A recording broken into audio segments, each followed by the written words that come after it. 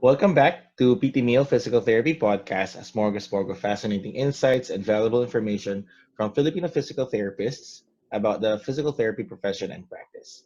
And for today's episode, we are going to discuss how it's like to work in the US via the agency route. Because a lot of Filipinos are curious on how to get into the US, what are their experiences, of how it's like to process this. So to help us with the topic is a dear friend of mine, Joy Nolasco. Hi Joy, welcome to the Hi, show. Johan. How are you? Good, how are you? I'm good. All right, so before we dive into the topic, so could you give us a background on how you got into physical therapy and where you are right now? I got into the physical therapy program by chance. I initially wanted to become a dentist, but I didn't make it through the cut of the university of my choice. Mhm. Then physical therapy had an open slot in that university. I applied, got in, and here I am. I am currently in Massachusetts, practicing in the home health physical therapy setting. I cater mostly to the older population, and that. Mm-hmm. All right. So um, we're gonna go now to how you got into the US and working. So was it your original plan to work in the US after you've worked in the Philippines? I practiced for like 3 years in Mm-hmm. different settings in the Philippines before I considered going to the US. It was just because I got curious how it is like to live in another country, to be away from the family, like adventure. Mm-hmm. So that's why I considered going to the US. So what was Tama ba? your tama naman. Mm. So what's your thought process on how to get started? Okay, I chose my agency initially because most of my friends joined the same agency. I feel that it's very important that the agency that you're going to is something or is an agency that you trust and people are able to back up the reliability of this agency. So that's how I got into the agency that I am with for the last 3 years. Mm-hmm. Aside from asking your friends about it and going with your friends, were there other things that you were looking for in that agency that made you want to choose that agency? Of course, I did a lot of research Mm-hmm. on whether they are a reliable company here in the US. I researched what types of sponsorship they are Mm-hmm. going to provide me, and the mentorship, the timeline, and how much success rate they have in deploying physical therapists here in the US. So Mm-hmm. So how did you prepare yourself in trying to meet with the agency and speaking with them? Were there any preparation or uh, what do you call this? Try a lot of convincing in your part. So once I decided that I wanted to try working in the US, Mm-hmm. it snowballed everything. I prepared, of course, the finances. Mm-hmm. I researched how much it would cost me. But good enough, if you research well, there are a lot of agencies that are willing to sponsor a lot Mm-hmm. of the processing fees. They sponsor your tests and some of the um, what you call this they sponsor mostly the costs that you would need or Mm-hmm. Right, something that's like true. that. Yeah, because when I decided to choose my agency, I same as you. I asked friends what agency they employed them or they chose. Then what are the benefits Yeah. of going to that agency route and that specific agency? And so you're right, because there are agencies that would really shoulder everything. My family would ask me, "How much did you pay for the agency to help you with processing and everything, I said like they're not really asking for payment. They would process most of the things. I would just have to shell out on the documents that I need to submit. But mostly they would shoulder the English exam, the NPTE, TOEFL, FCCPT, yeah. Mm-hmm. right, and also the reviews if you need them. Mm-hmm. But what I did, Johan, was I initially shouldered my TOEFL, my Mm-hmm. FCCPT, so I shelled out money for that. Mm-hmm. But the agency that I went with, they reimbursed me with Mm-hmm. everything that I with everything that I spent for all the processing Mm-hmm. documents and the test. So I shelled out money initially, but it got reimbursed. So Mm-hmm. that's another reason why I went with the agency. They It's like I didn't pay for anything because I got all my money back for it. Right. So that's also one good thing to ask the agency if they're going to reimburse you with the things that you have already spent Yes, and beforehand. if you're going with the agencies of your friends, my agency had like referral bonus for Mm-hmm. me and my friends, so that might help also with having some more, extra money if Mm-hmm. you're going with the agency of your friends. So you said you spent for your TOEFL and your FCCPT. Mm-hmm. Did you do that before signing up with them, or uh, they told you that you can pay for them first and we're gonna reimburse you later? So I had a very good friend who helped me with the process. Mm-hmm. We've decided that before we choose an agency, we'll start the process by ourselves. Mm-hmm. And then we can offer the agencies like we already have this documents done, and then we can better choose which has the greater reimbursements. uh, we can choose who has the better reimbursement programs, and that's what we did. That's what we Mhm. did. All right, because I also did my TOEFL first because I've heard from others that agency are very strict on the TOEFL exam. That if you can't pass a TOEFL exam, your papers will not go, or they would not sponsor you until you pass it, and they would spend money for you to review for the TOEFL and for the TOEFL exam mismo. But what I did was also ask someone, my relative, my uncle. I told him to sponsor my TOEFL so that I can get the ball rolling. So same as you, that was what I thought, and that's what my friends told me, that if you can do your TOEFL first, so that Mm-hmm. when you try to look for agencies, uh, it would be easier for you because you're already one step ahead. So you Mm-hmm. already did that one step. Yeah, but there are agencies who like sponsor TOEFLs for up to 5 tries. Wow. So I didn't know that's that. an yes. So I've heard of agencies that would sponsor your TOEFL exam up until you pass it. So I think it's 3 to 5 tries. Hmm.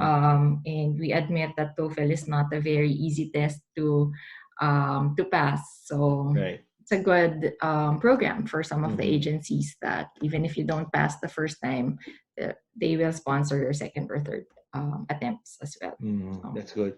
Uh, did you also hear if their contracts would be lengthened if their attempts in doing the TOEFL increases as well? Like if they do it like 5 times, their length of contract would be longer. um, that part, I'm not very sure, Mm-hmm. but we know how agencies are businesses. So I think Correct. that the more promises they give you, the better you will be lured towards Mm-hmm. them.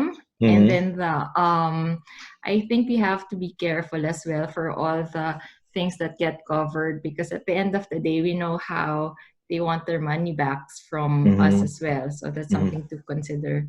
Right. And Um, after all, you're right. They're businesses as well. Nothing wrong with that. But we just have Mhm. to be vigilant on what you're signing up for. So, how long was your contract with your agency?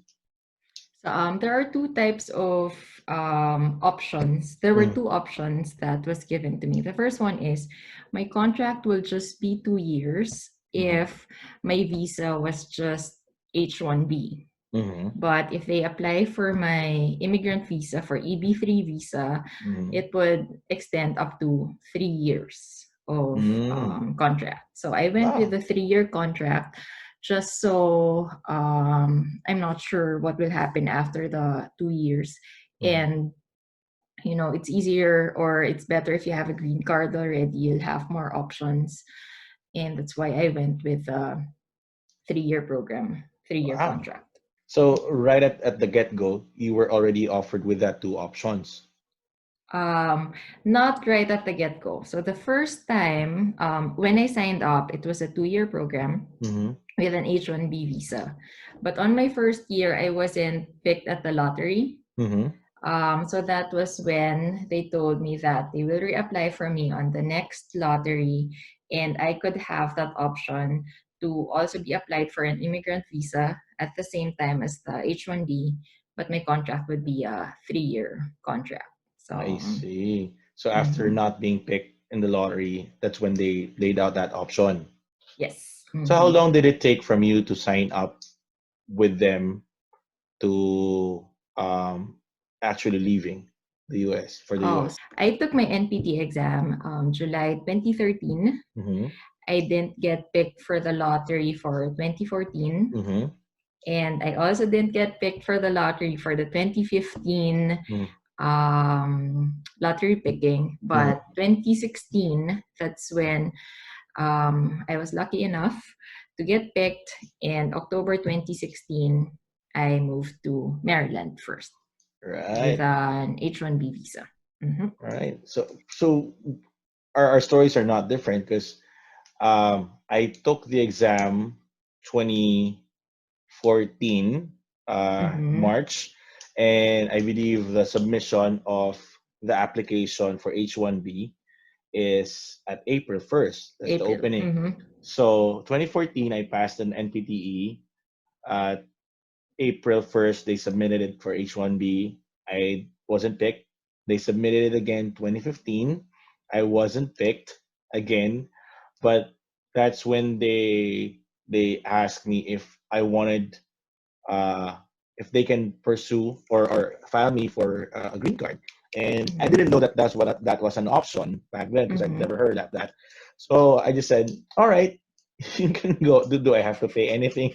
He said, "No, no, you don't have to pay anything. We're just gonna apply for you for a different visa." Okay, okay. so Mhm. so applied. They filed my application. I think around June or July or something, Mhm. and and good enough they were updating me of the process of what's happening, what I needed to sign, where I am in the whole process and steps. So by 2016 January, around that time, January or Mhm. February 2016, they told me that, all right, your application was approved, and you need to do these are the steps. And I was like, okay, that was fast, because I thought Mhm. that filing a green card would take longer. uh then as soon as they told me that you need to accomplish this, uh like the medical Mhm. exams, it went on so fast, like for the whole Mhm. month of March, I think. I Mhm. was processing the whole thing, so Mhm. so, so that I can leave by May, which was my target date. Mhm. uh, Yeah. was that Um, also your experience? yes, so once I was picked for the lottery of 2016, they released the results or Mm-hmm. the results of the lottery June or July. Mm-hmm. And then by October, I was already on my way here Mm-hmm. to you mean Maryland. you mean your green card, not the H1B lottery? No, I was Ah. on H1B. I was on Oh, H1B when I started working here. I was on a okay. work visa when I started here, Mm-hmm. and my green card just got processed 2 years after I started working here in the US. I But the see. application of the H1B and the EB3 Mm-hmm. was filed at the same time. Mm-hmm. The H1B got approved first, and two Mm-hmm. years later, the EB3 got processed. So, I see. mhm. Gotcha. So what would you have done if at the third time, 2016, you were picked again? Would they give you the um, option that they would file you for EB3? I think that's a very good question. Uh-huh. And that's part of how or why I picked this agency. Because when Mm-hmm. I started, some of my other friends, they had similar struggles. Some of them didn't get picked. Mm-hmm. And I know this agency had several options for you. And if I didn't get picked for the third time, I feel that this agency still has a lot of, potential only because most of my friends were still able to get deployed even if they Mm-hmm. didn't get picked for Mm-hmm. several times. So So they were are still gonna find ways for you to uh mhm. work and So get to the I don't US. feel that I would have transferred to a different agency or whatever after the second Mm-hmm. time. Mhm. Mm, right. And it's very tricky, the Mm-hmm. lottery thing, because I Right. think it's beyond the power, or it's beyond the control of the agencies. So Mm-hmm. if you're taking the H1B route, it's very important that you have good patience and you have like a backup plan, like how are you going to sustain your finances in the Philippines while still being Mm-hmm. open to the possibility of getting deployed right that same year. Right. So don't resign yet until Yes. you know that until you know that you're finally going to the US. Mhm. Yes, but at the same time, find the workplace that will allow you to, resign if Mm-hmm. on a short notice. So you have to Mm-hmm. find the balance for that. You should be able to like give them a heads up that you're already processing your Mm-hmm. your visa. So how long did it take for you Mm-hmm. to when did you sign up with them? So So you as said you I took signed your up, you said you took your exam 2014, right? no, 2013. 2013. Mm-hmm. When did you sign up with them? So I signed up with my agency after I did the TOEFL and the Mm-hmm. FCCPT. So that's around maybe mid 2013. Mm-hmm. And then there's a 3 month preparation. Was it 3 month or 3 to 6 month preparation Mm-hmm. for the NPTE for? Oh, wait. Let's backtrack. So I applied with the agency after I processed the TOEFL and the FCCPT. So Mm-hmm. I feel that I finished the process early 2013, like Mm-hmm. January. And it's like a 6 month preparation from January to July 24 for the NPTE exam. Mm-hmm. So that's around 6 months of Preparation. preparation. Mhm. Mm-hmm. So you signed up with them 2013, and you were able to do, January, and you I were was able able to. to take the exam Mm-hmm. July of the same year. Okay. And you flew to the US 2016, Mm-hmm. so about 3 years of waiting Yes. and processing. Mm-hmm. Yeah. And the agency also covered for all of the expenses for the NPT exam. So Mm, at my time, it's mm, no longer an option that after you take the exam, you wait for the results while you're already in the US. mm, So all the test takers for 2013 were supposed to go back to Manila and to the Philippines and wait for the results. Was that mm. what happened with you as well? Do you get Yes, what I'm saying? You are. yes, yes. Medyo Mhm. naging choppy lang. So, same as me, after you take your exam, so we took our exam in Guam kasi yun yung closest Mhm. eh. And I think that's when they had the available date. And Mhm. I took the exam March. Was it March? No, no. Wait. When did I take the exam? I think January. I can't remember. January. Yeah, I took the Mhm. exam January. Tama ba?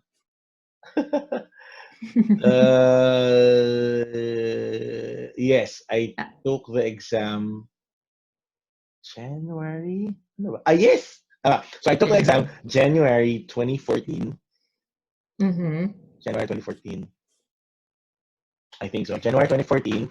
For 1 week, I stayed there in Guam for the final leg of the review and the exam. Then we went home Mm-hmm. and waited for the result. Yeah. Before, I think before other agencies would let you wait in the US Mm-hmm. uh, through For the results, yeah. for the result of the exam. But I think they already learned their lesson that some people are would not be able to pass, unfortunately. So sometimes they get stuck in the US without work, and I that is not they they're not supposed to do. I mean, they can do that, but um, I think it's in the law that if you are already in the U.S. soil and you are under agency, that they are supposed to um, Pay you. pay you Yeah. because Mm-hmm. you're technically employed by your agency. But yeah. Yes, Mm-hmm. so they should be already paying you. So Mm-hmm. I think that's where they change their policies that after you take your exam, then you go home and you wait for the results. Yeah. So And then, I think it's important that you know if your agency is going to sponsor you again, if ever for some unfortunate reason you don't pass your first take. So right. maybe that's something to consider when choosing the agency. Some agencies they would allow you to have several takes for the Mm-hmm. NPTE, but there would be agencies who would just sponsor you once, and Mm-hmm. then if unfortunately you don't pass, you have to sponsor your second tries, Mm-hmm. or your further attempts for the NPTE. That's So, right. Same. That's similar to my agency. Um, the it's up to you to schedule everything to pay for mhm, everything. The after the first attempt, it's your call now. Right. So we talked about trying to find out if the agency is going to reimburse you with uh, some of the expenses that you incurred. We mhm, also talked about asking networks which agency mhm, is reliable mhm. and Maximize experience. your Yeah, connections. right. And experience wise, right?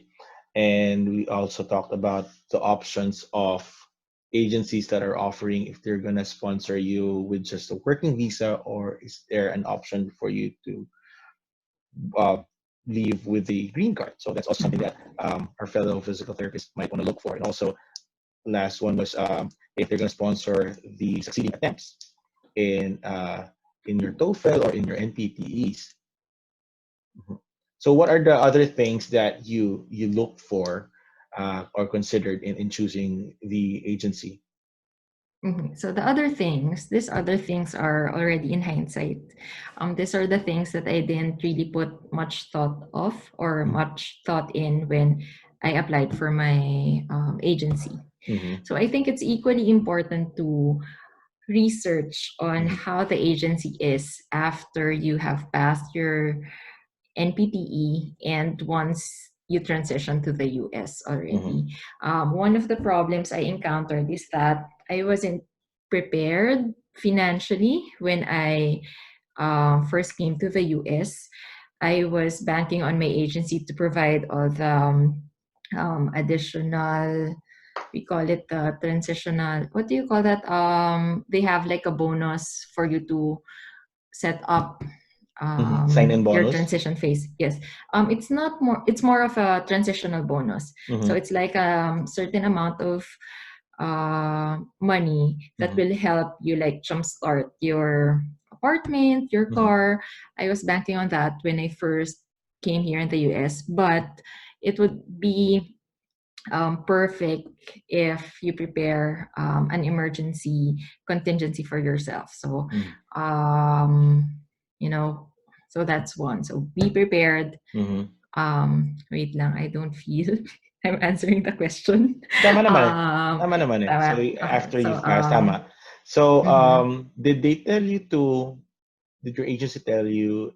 if you have to prepare this much. Because in my agency, they told us during um, a conference, or wait, a seminar that they went to here, they gathered all the applicants in one room. They told us that if ever you're gonna be deployed, be prepared um, Mhm. financially, and try to ready at least $5,000. And I was like, $5,000? Yes. Mhm. Where am I gonna get that? So Mhm. um, I wasn't able to produce $5,000. So I was just able to carry with me $2,000 Mhm. going here in the US, and I relied on their what do you call that, credit. They Mhm. were, they partner with a credit union, and they provided us with a credit card. So I relied on that. So for the first few months of transitioning here, yeah, I was trying to be stringent with my expenses, Mm. trying to But work my way there. I Yeah. think I think you were lucky in a way that you were Mm-hmm. given a heads up that you would need this certain amount of money. Mm-hmm. But in my case, I was banking on the agency to provide for everything because we weren't told beforehand that you have to prepare this amount of money. Right. And 5,000 USD seems like a big amount of money, but once you transition to the US, it's just like, it's really the amount that you would need for the Right. car, for the apartments. That's true. So even if your agency doesn't prepare you for the financial responsibilities that you would have immediately, prepare a good amount of money when you go to the US. That's Um, right. Mm-hmm. one thing. Mm-hmm. And then the other thing is the driving. So Mm-hmm. I think, ask your agency how they're going to prepare you for driving here in the US because that could be a challenge for us Filipinos. It's not. We have a lot of public transportation in Manila, and it's different here in the US. So the driving part, if you can do a lot of driving in Manila already, do that before you get here in the US, or at least ask your agency what their plans are for the driving, getting a car, and Mm-hmm. your transportation here. Right. Oh. Right. And in my experience in my agency, um, even before we went here in the US, they were offering automobile deals. Mm-hmm. Uh, but you have to ask again those who have been there or chose that program if that is a worthwhile program to already choose your Yeah. automobile in the Philippines. Yeah. So what I Mm-hmm. did was I didn't go to that route because they said my advice, they advised to me that the interest rate is higher. Yes. So Mm-hmm. they, again, my agency had a deal with a credit union that gave us a loan for a car loan. So that's Mm-hmm. what I spent for, yeah, for the initial loan, yeah, Mm-hmm. for the car. So yeah, Mm-hmm. look for, again, ask your agency if they have a program for choosing a car and Yeah. helping you with the driving. Yes. Mm. Mm-hmm.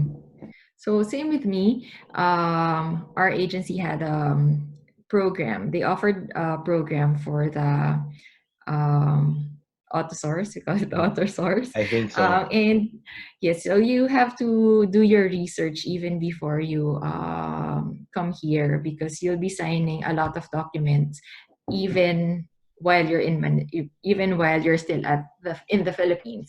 So Hmm. really research how expensive it will get, how much interest rates there are, and if it's really what you mentioned worthwhile to sign up with these programs, and then do your research, look for options out of it, or if you're lucky to have extra finances, or there are other relatives who can help sponsor you for your car loans, that would come out cheaper in the long run, I think. Hmm. So, and if you have Right. all your options, you'll have better chances of choosing the correct path for you. Mhm. Right. You mentioned about signing a lot of documents. I Mhm. remember that going into the Philippine counterpart of my agency in Manila, Mhm. and I like keep on going there. Yo, you have to sign this contract. You have to sign this, ganyan, ganyan.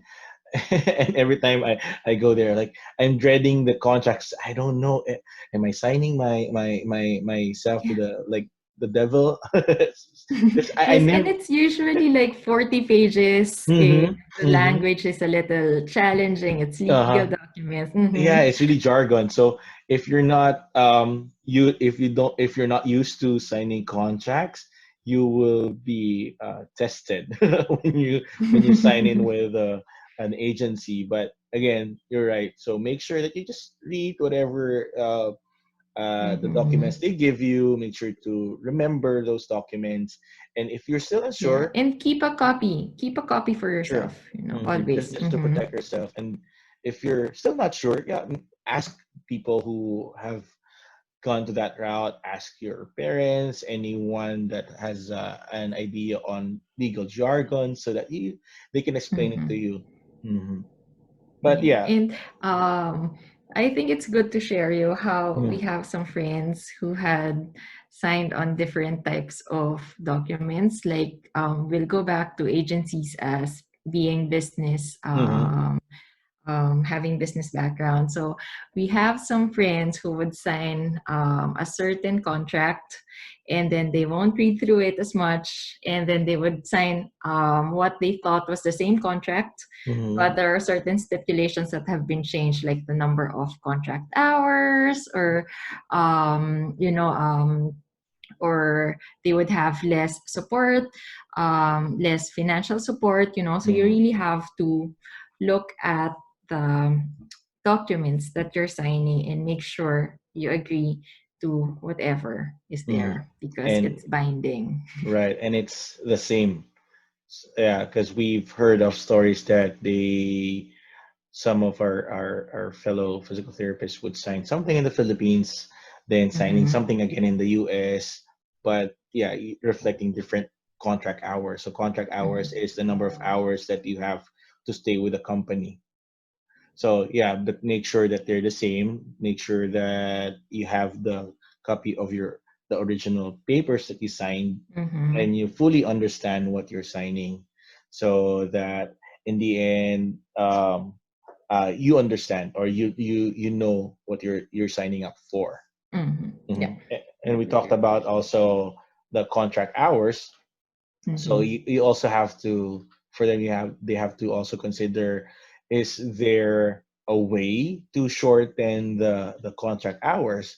Because in some Mm-hmm. agencies, they there are ways that you can shorten that hours, like if you do more patients or more work at a Or certain overtime work. Mm-hmm. overtime work, then they would allow you to, or that would count into your hours to shorten it.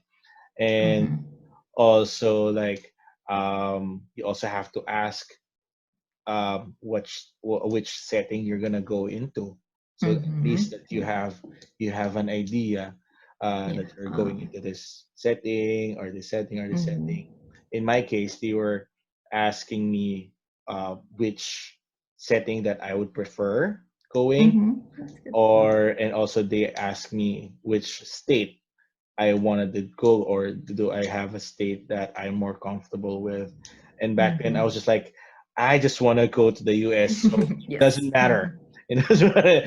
Just give me an interview, and I'll try to ace it. I want to go to the US. Mhm. Is that Yes. also your case? They also Yes. ask you which state? I think that's fairly common Mm-hmm. to Filipino physical therapists. We get impatient Mm-hmm. and we just, whatever, I could Uh-huh. work in any state that you would give me. Mm-hmm.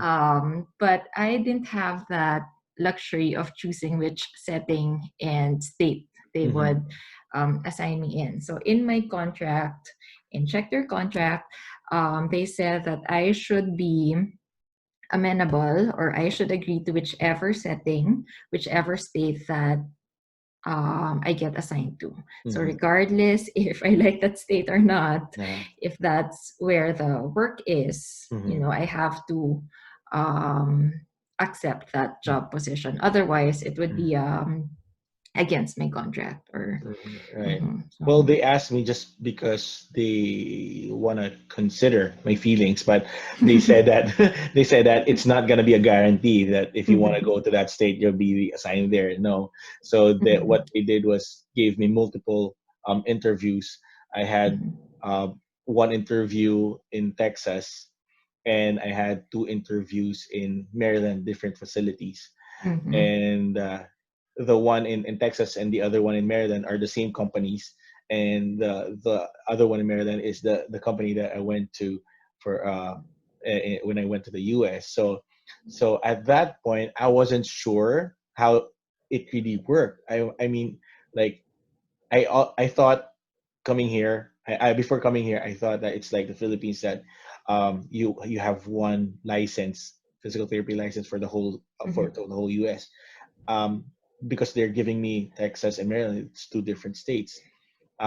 So I thought that one license, when you pass the exam, you can work anywhere. So so that's when I realized that if you work in one state, you apply for that state's license, and if you go to another state, you apply for that state license.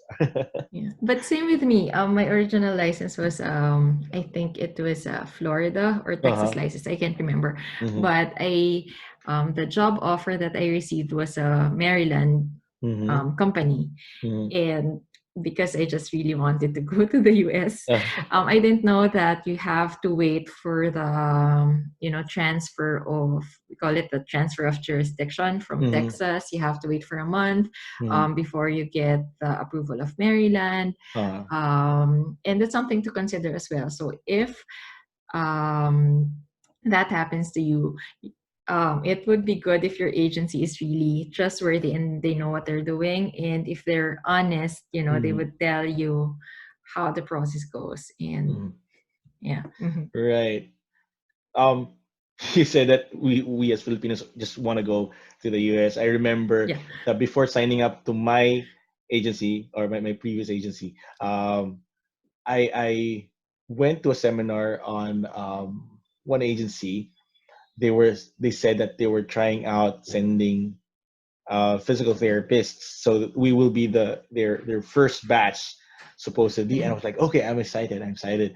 So I read in my papers, everything. I submitted to them. Then, like, after a month or so, I didn't hear anything from them. I was like, what's happening, what's going on?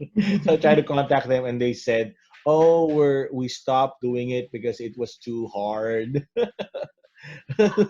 Yeah, but they're an agency that sends teachers to the US, but they wanted to go into the physical therapy Therapy. realm, but they say it was too hard. It would take so long, and they have to process a lot of things. So it's like they said, they gave up. So the next one, I went into an agency as well that is connected with a review center, and they asked me to do a test for TOEFL and stuff, and and and I was starting to decide to go with that because they also have their in-house review center. But I asked someone who have signed up with them, and he said, I don't go there because they haven't sent anyone yet. Oh, yeah. Mm, you know, but after their first batch, they started to send And people now. But yeah, it took them a long time um, to be able to deploy to deploy physical successfully. therapists. So yeah, try to research. You can try things out. You can look for, yeah. You can ask people. You can ask that agency what their plans are to see what really fits for you. Because yeah, it's business, but also look for some look for an agency that would work for you as For you, well. yeah. Mm. Oh, It's in relation to that, I remember I also almost signed up with another agency, mm-hmm, but it was for a traveling physical therapy position. So mm-hmm, I think that could work for some people.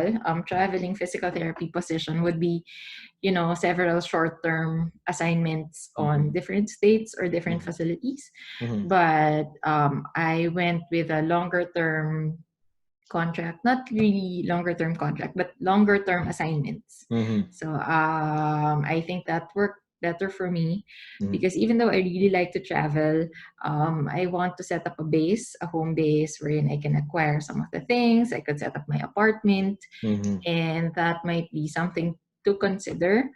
Traveling physical therapy, it pays more, but there are a lot more challenges along the Mm-hmm. way, I think. Mm-hmm. Right. Right. But some people would can work with that, like 13-week Mm-hmm. assignments. Uh, they'll be staying in that facility for 13 weeks, usually Mm-hmm. covering for a physical therapist. And there's usually the possibility of being absorbed in that facility Mm-hmm. if they like you. But again, 13 weeks and being converted to a long term is not a guarantee. Mm-hmm. So you would, after your 13 weeks and they don't extend you, you will be forced to like pack up again and move to Mm-hmm. a different A facility different thing. or a different state. Yes. Mm-hmm. So, but I do agree that would work for some people, but you should know beforehand if that Mhm. works for you, Right. because it's a big shift it's a change every Hmm. time you have to transfer. Right. Yeah. Aside from traveling, there are other settings, which is like home health. Ask if you're going to be working home health. Uh, Mm-hmm. Driving is very important in home health.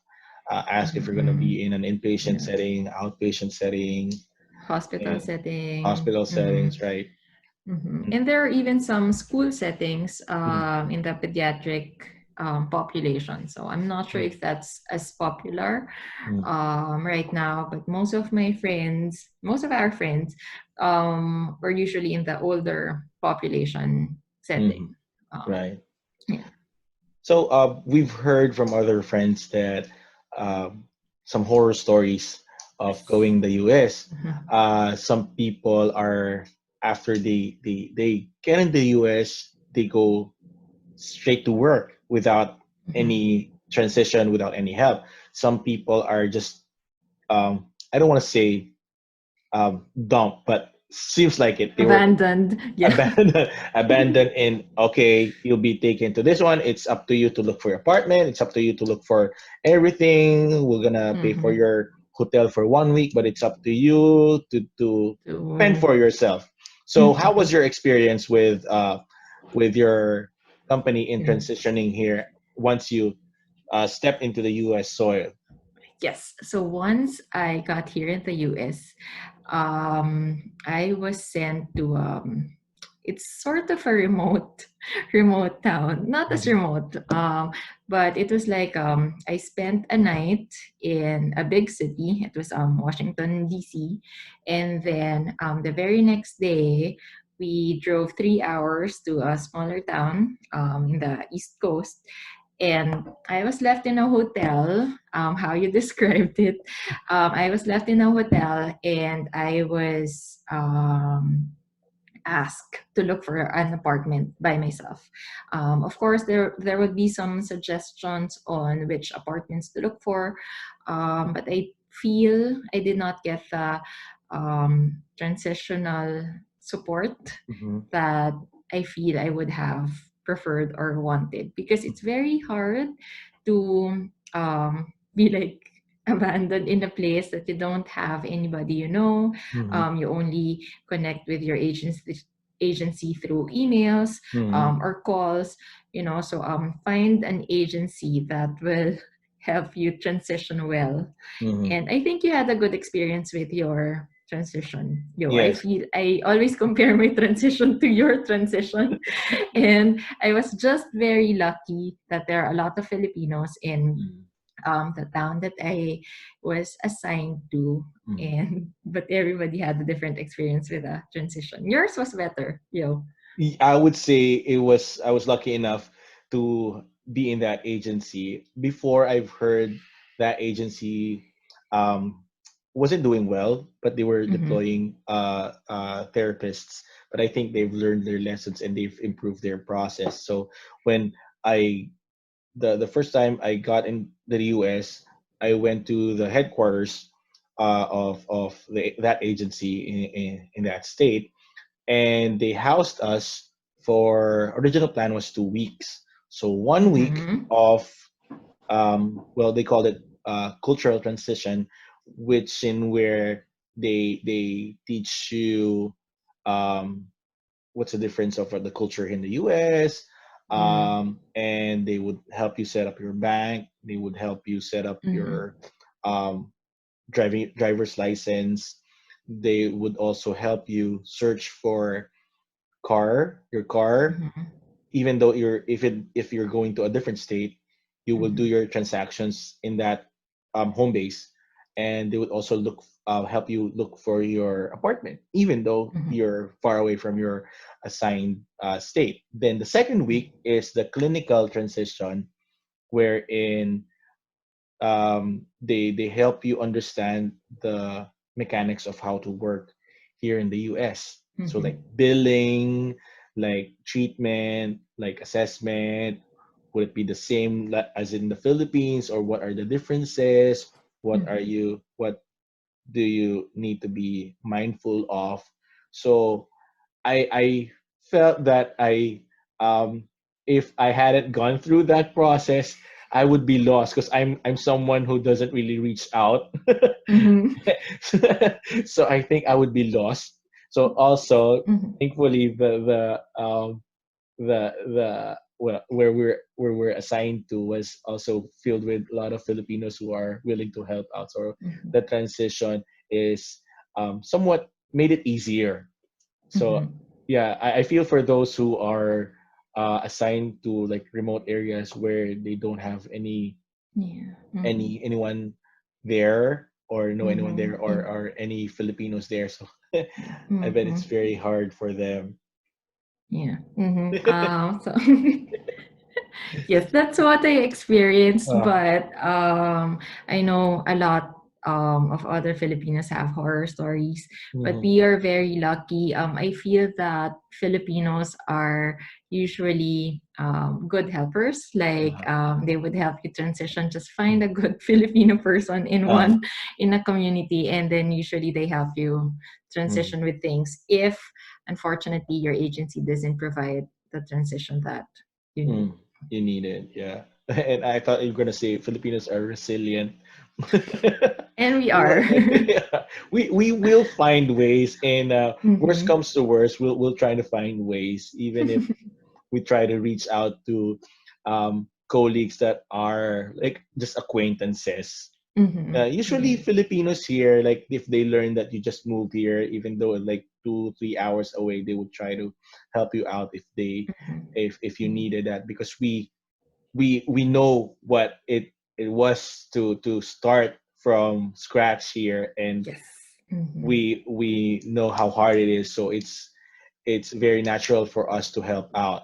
Like Mm-hmm. we Yeah. help out people who just got in, like get their furniture moved in. Yes, their Yeah. furniture. Yeah, it with the furniture, I think that if you don't have a good transition program, it's Mm-hmm. very hard to prepare for things that you would need in the house.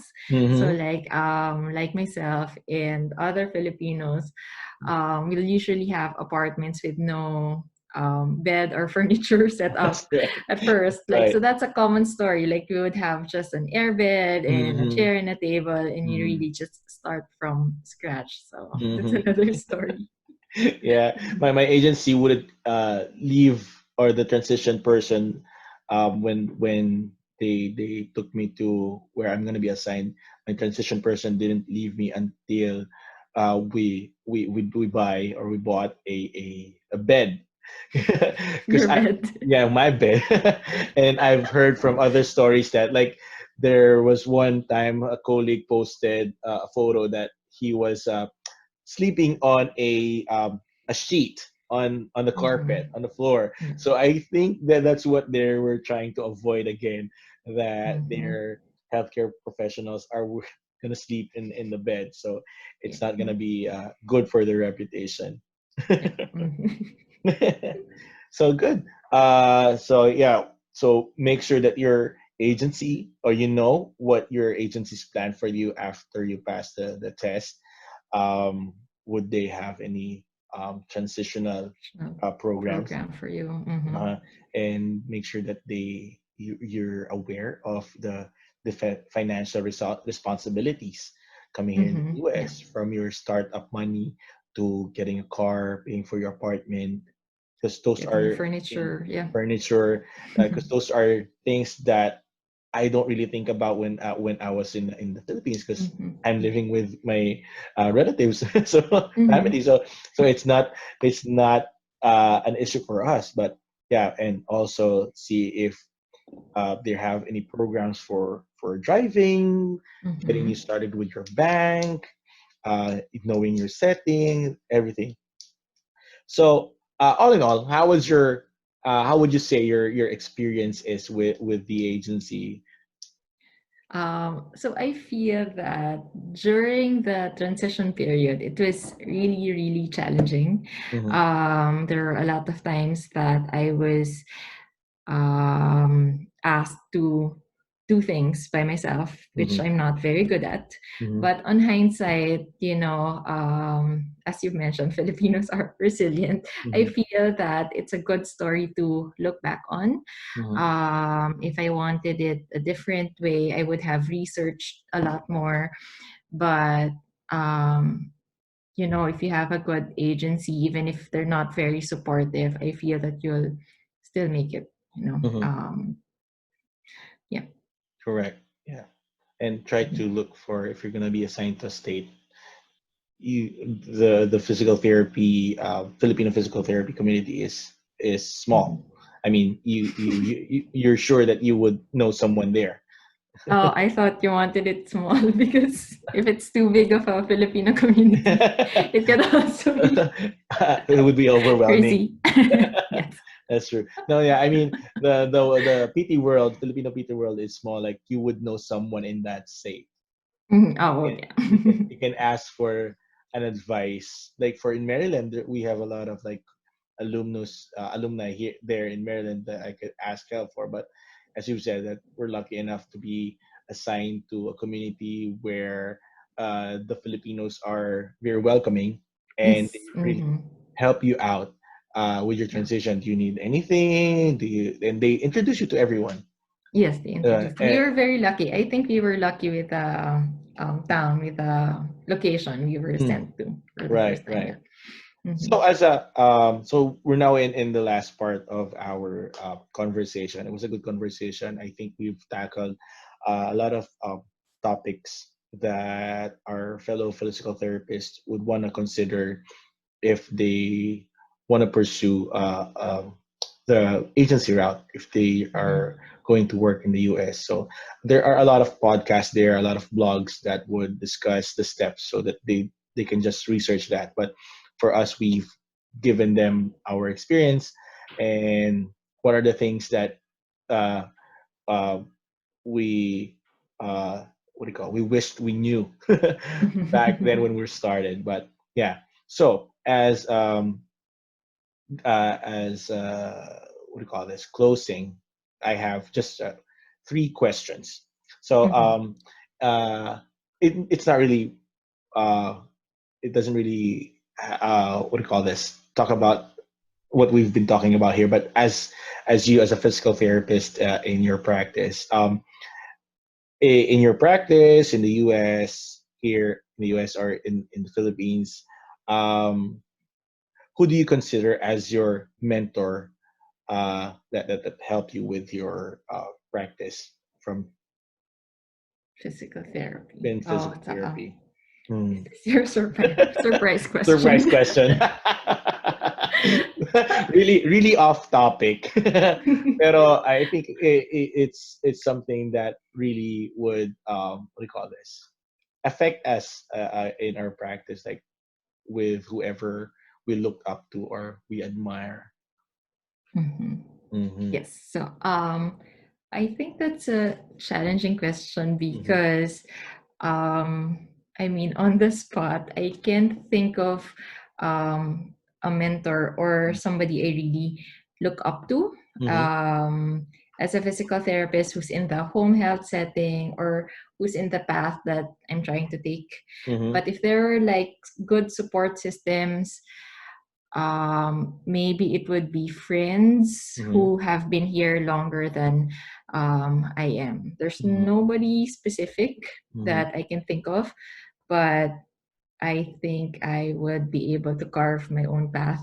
Mm-hmm. Mm. And I am yet to find a mentor Right. for whatever I am planning to do. And Mhm. then you're also in the geriatric scene, right? Mhm. You also uh, passed the certification for geriatric clinical specialist. Mhm. Yeah, so Yes. that's your, is that your main path, or are you gonna try to go to other paths as well? Try to So the combine beauty geriatric. of the beauty of physical therapy practice is that there are a lot of different specializations in Mhm. special.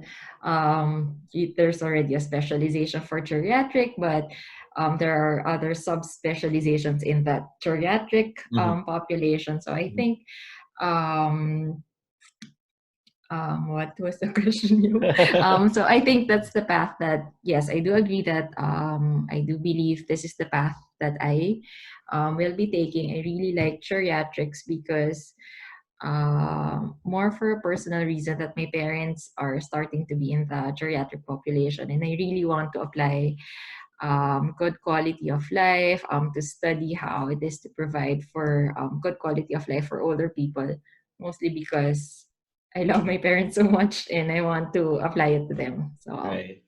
mhm. Okay. But you, Mhm. who is your mentor?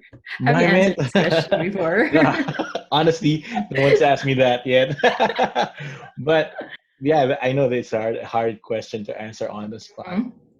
But how, what I, on the spot, I would say my mentor, or I don't know if he knows that he's my mentor, but the PT that I admire most is one of my um, professors in college, Sir Mike Peralta. So Mhm. when he teaches, he's very animated, like not overly animated, but he's very enthusiastic, very Mhm. what do you call it? Like animated and enthusiastic. You see it in his eyes whenever he teaches.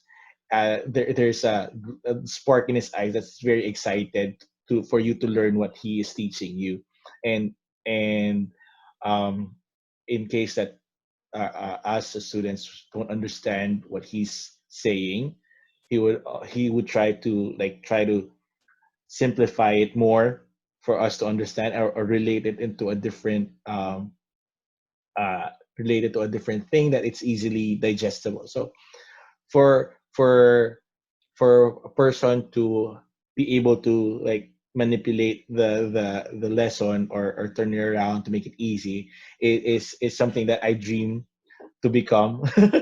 To Because it's hard to teach if you're not Yes. really if you're not really well versed in that topic. So Mhm. I try to aim to be someone who would not rely on your PowerPoint to teach, Mhm. and just get everything out of your head. So that's what Mhm. I strive to be. I think that's why I look up to him. Mhm. Ah, that's hard. It's hard to answer my own question. Huh? Yes. All right. So going back to the topic, what advice would you give to our fellow physical therapists who wanted to go to the US via the agency route? So if there's an advice that I could give to our colleagues who are just starting with the agency route, is that they really have to do their research, not just with the application process, but take in consideration what will happen to you once you're here in the US already. It could really get overwhelming, especially if you really want to move or transition here to the US already. So really do your research, write everything down, and be prepared for what is after just the application process, because it's equally hard how to start a life in a different location, different country. So research, research, research. Mhm. Okay. So my last question, well, second to the last question, um, what, because this podcast is called PT Meal. It's a complete meal. Mhm. What are the three ingredients that make up Joy Nolasco? what are the three things that are very essential to you that you carry every day in your practice, in your life, maybe a value, a principle, um, an event in your life that you always carry with you that makes up who you are. So if there are like three ingredients that I would consider my driving force, um, I think that would be love, Mm-hmm. kindness, and patience. So Mm-hmm. love for the present moments, love for your patients, and self love, and that goes with kindness and patience. So as a physical therapist, we have the responsibility to make other people's quality of life better, and that entails a lot of kindness, especially on patients who are very difficult to manage.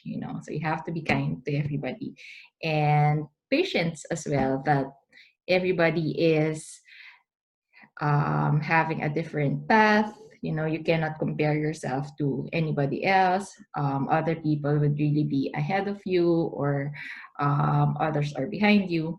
So you have to be patient with your own process. And that's something I really need to remind myself, because I feel I usually rush things. And, trust the process, be very patient. Right. Those are the three things. Right. When you said don't compare yourself to others, I remember my batchmates in when I took that NPT exam going back, Mm-hmm. they were picked in the lottery Mm-hmm. ahead of me. I was like, oh wow, they can go ahead. They're already in the US.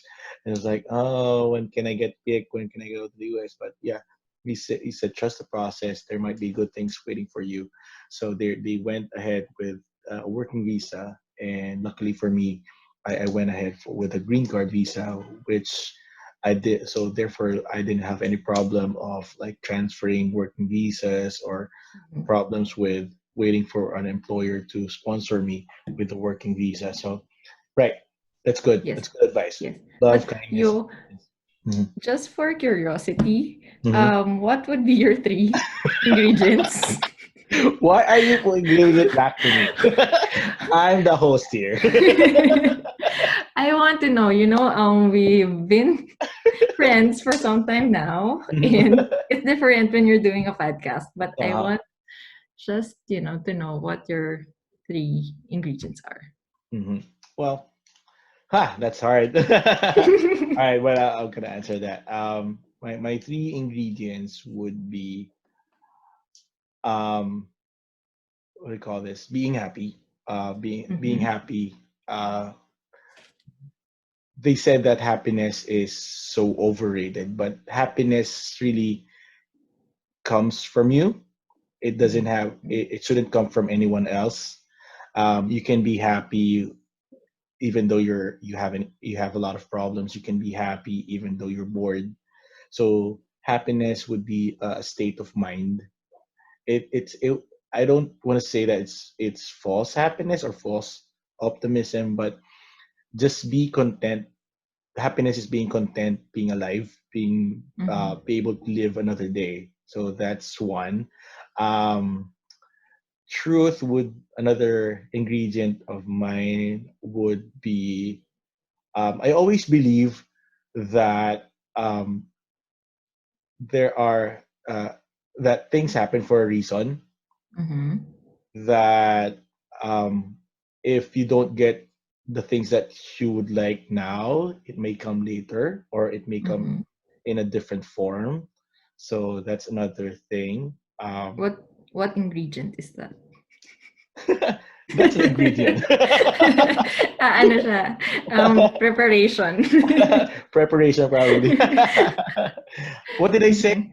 What did they say? That things Um, happen for a the reason. Yeah. things happen for a Things reason. have so happy, being happy, and knowing that things would happen, that things happen for a reason. And Mhm. lastly, accepting that piggybacking from your what we say of patience that everything has its own time. Mhm. Um, that you can't rush things. There are things that like for example, in my college days, I was unfortunately extended for 1 year. So that was really the lowest of my life back then. But looking back, I think that um, it didn't really made so much of an impact on where I am right now. I mean, in terms of length, yes, but in terms of what I wanted to achieve back then, which is trying to work as a physical therapist in the US, I was still able to come here in the US in my own accord and decision. So there, being happy, knowing things happen for a reason, and Crazy. knowing things has have their own time. Mhm, Ah, that's hard. mhm. All right, all right. Closing. As a closing, what do you want the audience to take away from this episode? Your drop the mic moment. What is your last Mhm. statement? All right. So I think just like with everything in life, when you apply for an agency or with anything in life, you always have to trust the process, but you have to do the hard work for everything. With the agency, you really have to do your research. And with life, you have to do the hard work, you have to show up, you have to have goals, and just trust the process, do what you have to do, and pray that everything will fall in the right places. I love Thank you, Johan. drop the mic. Thank you very much, Joy, for that very what do you call this? Very informative experience and sharing your informative conversation and sharing your experience with us. Um, you're right. Just trust the process and do the hard work. It's never Mhm. easy, whichever route you take, whether you do it yourself or you do it with an agency, you still have to work hard for it. All right. Again, Mhm. thank you, Joy, for your time.